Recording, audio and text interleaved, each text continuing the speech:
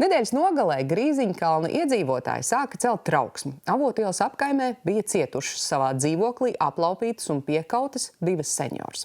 Valsts policija atzīst, ka tāda nežēlība pret veciem cilvēkiem sen nav tikusi piedzīvota.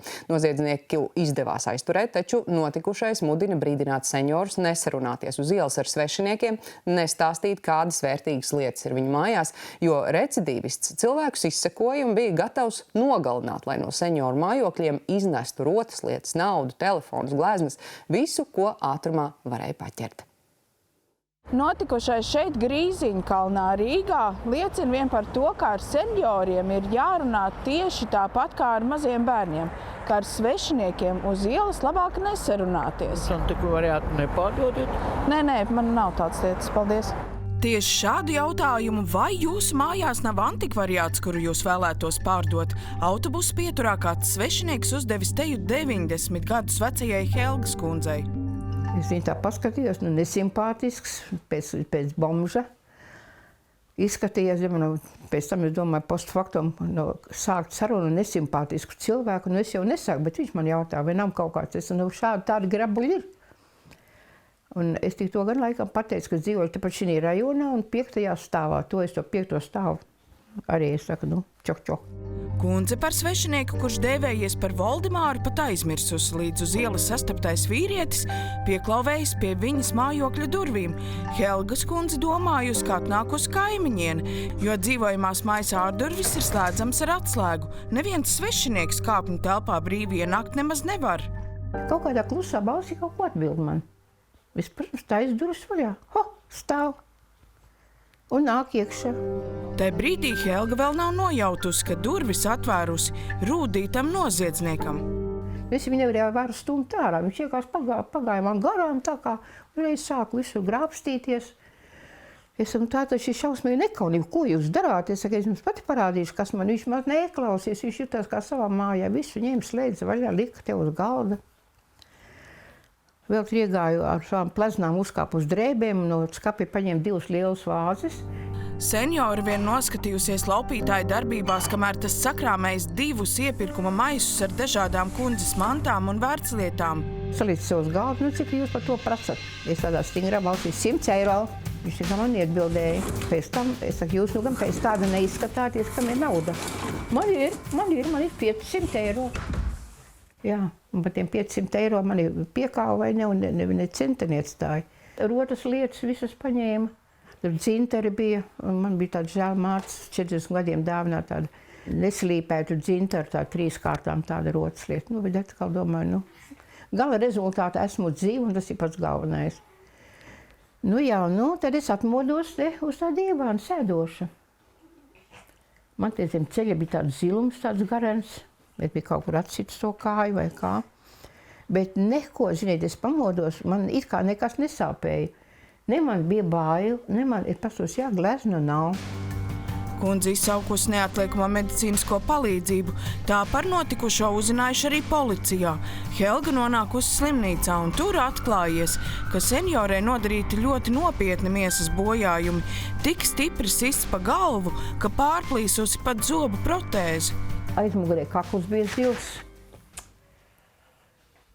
lūpa bieža, uzpampusi, un es biju aizmirsu spoguli paņemt līdz ar sievišķīgu priekšmetu. Es iedēju māsiņu, saku, jūs man neparādīt, bija man pareiz pārbijos, kādas izskatījos.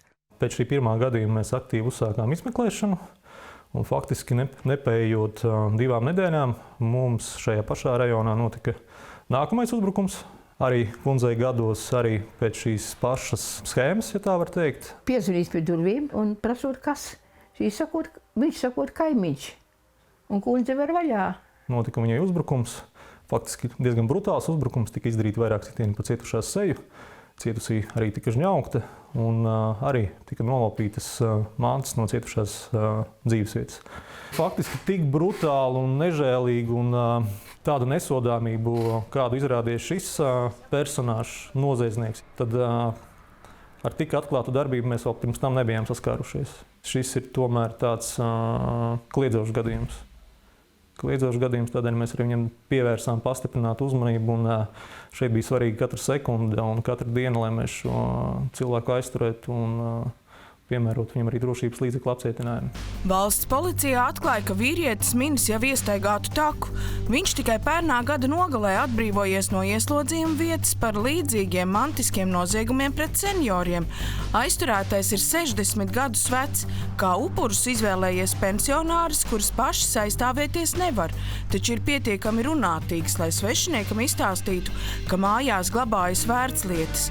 Atlicis viens seniors izsekot. Tie miesas bojājumi bija ļoti smagi, un ņemot vērā, ka tie ir seniori, cilvēki gados, tad, kā es jums minēju, tad otrajā gadījumā bija šīs žņaukšanas pēdas arī uz cietušās kakla. Tad šī ir veiksmīga apstākļu sakritība, kad cietušie mums ir palikuši dzīvi, ja tā var teikt, kad viss ir beidzies tikai ar mantisko noziegumu. Valsts policijā pieļauj, ka aizturētā persona ir veikusi arī citus identiskus noziegumus, tikai likumsargiem par to nav ziņots. Es domāju, ka šis cienījamais vecums noteikti atstāja savu iespaidu par to, ka es domāju, ka varbūt arī seniori ir gadījumi, kad viņi neapzinās šo lietas nopietnību. Viņi kaut kur varbūt uzskata sevi par vainīgiem, nevis šo vainīgo personu, kas viņus ir aplaupījis. Tādēļ viņi arī nevēršas valsts policijā.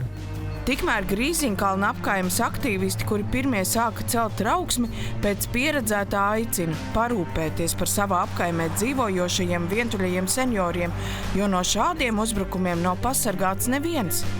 Noteikti kaimiņiem vienam ar otru ir jārunā. Mēs Rīgā nemākam runāt ar kaimiņiem, un mums, paldies Dievam, ir jauki kaimiņi, kur viens ar otru komunicē un sazinās, un tiešām arī rūpējās, cik vien iespējams, ka tie mūsu seniori, kur tomēr ir vientuļāki, tad par viņiem arī kāds uzmet aci un paskatās, vai viss ir labi. Es tagad ņemu sitamo līdzi, man ir tāds stienīts, un man ir otrs ir. Valsts policija aicina vērīgi aplūkot jau apcietinātā noziedznieka fotogrāfiju.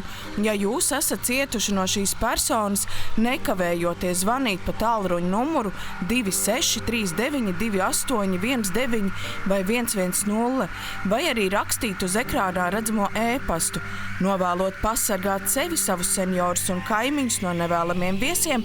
Inese Supe, Igors Stāts, 4. studija.